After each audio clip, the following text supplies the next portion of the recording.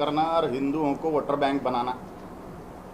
और voter bank बनाने में तकलीफ है सबसे बड़ी, सड़ा हुआ हिंदुओं में जातीयवाद, हिंदुओं में का सड़ा हुआ जातीयवाद, वर्णवाद, भाषावाद और प्रांतवाद, जो हिंदुओं को छत्रपति शिवाजी महाराज के धर्म ध्वजा के नीचे एकीभूत नहीं होने देता। इसलिए इस सभा का उद्देश्य है सभी हिंदुओं को ये बताना कि सड़े हुए वर्णवाद जातीयवाद से मुक्त होइए और हिंदुत्व की धर्म ध्वजा के नीचे एकीभूत होइए।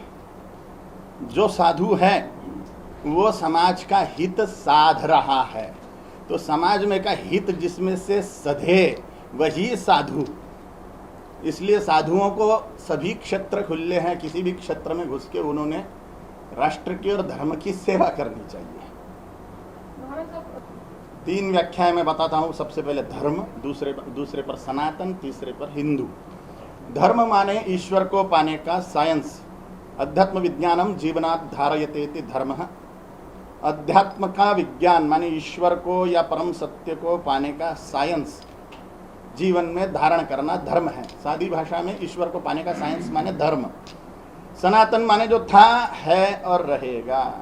हिंदू माने हिंसयति दुष्ट दुर्गुणानाम सह हिंदु, जो समाज में के दुष्टों की और अपने अंतःकरण के दुर्गुणों की हिंसा करे वह हिंदू।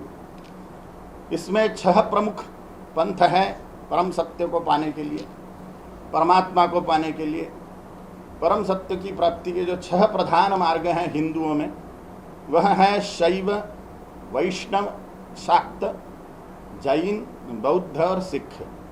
शैव माने काल भैरव और शिव के उपासक, वैष्णव माने राम, कृष्ण और विष्णु के उपासक वैष्णव, शाक्त माने शक्ति के उपासक, देवी के उपासक। देवी के जो उपासक हैं महालक्ष्मी, महाकाली, महासरस्वती, गायत्री, सावित्री, ब्राह्मी, वैष्णवी, शांभवी, नारसिंही, चामुंडा, जो भी देवियां हैं, तो देवी के उपासकों को शक्ति के उपासक बोला जाता है, तो उन्हें कहते हैं शाक्त। 2400 तीर्थंकरों के उपासकों को बोलते हैं जैन, भगवान बुद्ध के उपासकों को बोलते हैं बौद्ध, 10 गुरुओं के उपासकों को बोलते हैं सिख। जैन, बौद्ध, सिख, शैव, वैष्णव, शाक्त, यह प्रमुख 6 साधना पंथ जो परम सत्य को प्राप्त करने के रास्ते हैं, इन 6 को मिलाकर सनातन हिंदू धर्म। वोटर बँक तयार करण्याचं काम स्वतः राजाचं नाहीच, ते संतांचं काम आहे। संतांचं काम आहे राजनीतीचं हिंदूकरण करण्यासाठी हिंदूंना सडक्या जातीयवादातून, वर्णवादातून, भाषावादातून, प्रांतवादातून बाहेर काढून त्यांना वोटर बँक बनविणे, हे संतांनी केलं पाहिजे। त्याच्यातलाच एक कार्य बी करून राहिलं। राजकारणात येणं अलग गोष्ट आहे, राजकारणात जाणं म्हणजे चुनाव लढणं, काय म्हणतात त्याला मराठीत, इलेक्ट्रॉल पॉलिटिक्स, निवडणूक लढणे। तुम्ही हिंदीतच बोला, मला हिंदी सोपं जाईल। तो चुनाव, ऐकून घ्या, चुनाव लड़ना माने राजनीति में घुसना, धर्म रक्षण के लिए, राष्ट्र रक्षण के लिए वोटर बैंक बनाना, ये संतों का काम। लेकिन अभी की जो भी सरकार है ये हिंदुओं के वोटर बैंक की सरकार नहीं है, ऐसा लगता है आपको? हिंदुओं, पहली बात तो 60% से ज्यादा हिंदू वोटिंग ही नहीं करते। हिंदू राजनीति से घृणा करता है, इसलिए खुद की ठुकाई करवा ले रहा है। हिंदू राजनीति से घृणा छोड़े और 100% वोटर बैंक बने तो राजा लोग हिंदुओं को झेलेंगे और स्पष्ट रूप से राजनीति में हिंदुत्व के रक्षण की बात होगी। यानी आपके कहने का मतलब ऐसा है कि अभी की जो सरकार है पूर्ण रूप से हिंदुत्व वाली सरकार नहीं है। अभी की जो सरकार स्थिरता से बैठी है वो हिंदुओं के एकीभूत होने के कारण ही है। 60% हिंदू वोटिंग कर रहा है और उसमें से सिर्फ 30% लोग धर्म के लिए, हिंदुत्व के लिए वोट कर रहे हैं, सड़ा हुआ वर्णवाद जातीयवाद छोड़ के। तो इसका परिणाम है अभी की सरकार सत्ता में बैठना, राम मंदिर हाथ में आना, 370 हटना, CANRC लागू होने के कगार पर होना, लोक संख्या नियंत्रण में लागू होने के कगार पर आना, ये सब 30% हिंदू एकीभूत होने के कारण है। जो आंकड़े हैं वो 40,000 केसेस रोज की है भारतवर्ष की, सिर्फ महाराष्ट्र की क्या बात करें, पूरे भारतवर्ष में 40,000 केसेस के आंकड़े हैं। आप वो माहिती का अधिकार क्या बोलते उसको, उसमें आप निकाल सकते हो। तो ये जो समस्या है लव जेहाद की, ये भी निवारण राजा ही कर सकता है सख्त कानून बना के। इसलिए आवश्यक है राजनीति का हिंदूकरण करना। सख्त कानून आप कहते हैं तो उसका क्या मतलब? अब सख्त माने आपके हिसाब से सख्त क्या होता है? आपके हिसाब से सख्त कानून माने क्या? बलात्कार पर सख्त कानून माने आपके हिसाब से क्या? फांसी की सजा, यही होता है ना। तो जिस महिला पर अत्याचार हो रहे हैं वो अगर पीड़ित है ये सिद्ध होता है तो उसको फांसी की सजा होनी चाहिए या कम से कम 7 साल की जेल होनी चाहिए। बहुत अच्छी बात है। और उनके जैसे सब क्षेत्रों से नेता लोग घुसने चाहिए। अकेले प्रधानमंत्री या अकेले मुख्यमंत्री किसी प्रांत के इन्होंने ठेका लेके रखा है कि पूरी तरह से विकास करने का, पूरी तरह से सुरक्षा का सिर्फ उनका अकेले का ठेका नहीं है। 4,945 राजाओं का राज्य है, 4,150 विधायक भारतवर्ष पर राज कर रहे हैं, 545 खासदार माने विधानसभा के सदस्य जो हैं वो 4,150 विधायक, 545 लोकसभा सांसद, 250 राज्यसभा सांसद, कुल मिला के 4,945 लोगों का भारतवर्ष पर राज है।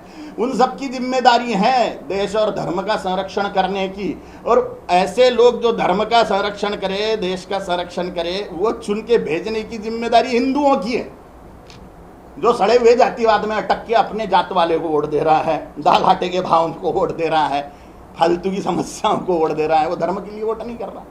महाराज, ये वोटर बैंक तैयार होने के बाद में आप उनके पक्ष को वोट करने के लिए कहेंगे? जो हिंदू हित का काम करे उसी को हम मतदान करें, कोई भी पक्ष हो, कांग्रेस के रहता आप कोई भी, कांग्रेस हो, राष्ट्रवादी हो, सेना हो, बीजेपी हो, भाजपा हो, भमस हो, और कौन सी है, जो हिंदू हित का काम करे उसी को हम मतदान करें। स्वामी विवेकानंद का एक वाक्य है कि जो हिंदू विरुद्ध में जाएगा उसको मैं समुद्र में उठा के फेंक दूंगा। पढ़िए पूरा विवेकानंद जी को आप। आपसे आपके पास। हाँ, तो मैं बोल रहा हूँ ना कि ये वाक्य है विवेकानंद जी का। उनकी इस वाक्य को आप किस तरीके से? अच्छी बात है। इंसानियत कौन सिखाता है? आहार निद्रा भय मैथुन तत्समान है पशुभिर नराणाम। खाना, सोना, सेक्स करना और डरना। खाना, सोना, सेक्स करना और डरना। आहार निद्रा भय और मैथुन एतत् समान है पशुभिर नराणाम। ये मनुष्य में और पशुओं में समान है। तो मनुष्य को मनुष्य बनाता कौन है? मनुष्य को मनुष्य बनाता है सनातन धर्म।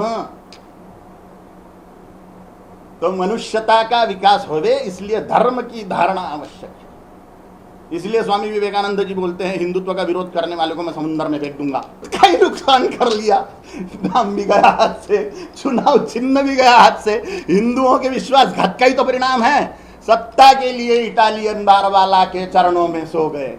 अरे अरे अरे अरे, हिंदू विरोधियों से संगन मत कर लिया। अरे अरे अरे अरे अरे अरे, खुद के उसूलों को पैर के नीचे डाल दिया और सत्यानाश करवा लिया। अब चुनाव में कुछ करके दिखाओ बोलना। सभी हिंदू अपने विश्वासघात का बदला लेंगे। इसलिए चुनाव चिन्ह भी हाथ से गया, नाम भी गया। देखिए रहे दुर्गति हिंदुओं के विश्वासघात की।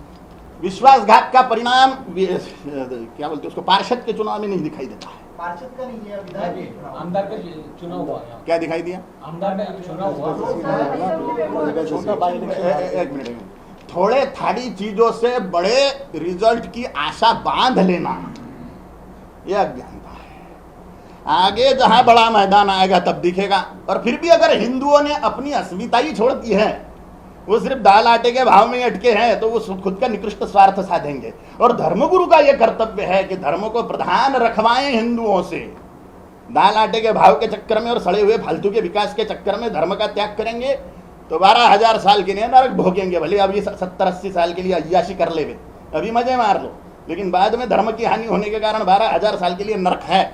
तो महाराज, आपका महंगाई और बेरोजगारी जो ये मुद्दे होते हैं चुनावों के, इसके फिर आपके क्या विचार है? मेरा क्षेत्र नहीं है। कोई भी सरकार आवे, कोई भी सरकार आवे, उसके सामने महंगाई, बेरोजगारी, गरीबी, फरीबी ये तो रहता ही है उसके सामने चीजें। जो हमें विकास चाहिए, लेकिन हिंदुत्व युक्त विकास चाहिए। सिर्फ विकास कर लो, विकास कर लो, विकास कर लो। देखो अमेरिका में क्या हो गया, बुढ़ा अमेरिका, जवानी नहीं वहां कोई बचा, क्योंकि धर्म क्षेत्र नहीं है, ईश्वर की प्राप्ति का टारगेट नहीं है। तो सिर्फ भौतिकता सत्यानाश फैल देती है। अन्य राष्ट्रों के उदाहरण देख लो,